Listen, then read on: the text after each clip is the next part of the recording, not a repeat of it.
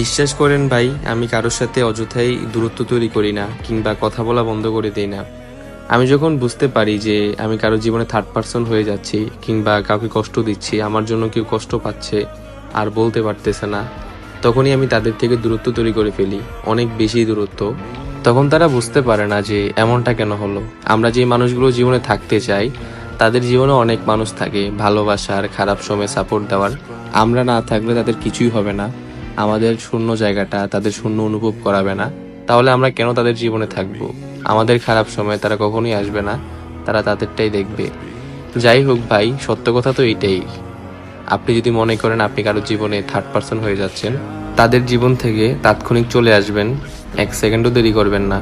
কারণ কারো জীবনে থার্ড পারসন হওয়ার থেকে নিজের রাজ্যে একা থাকাই ভালো। আর এটাই সত্য।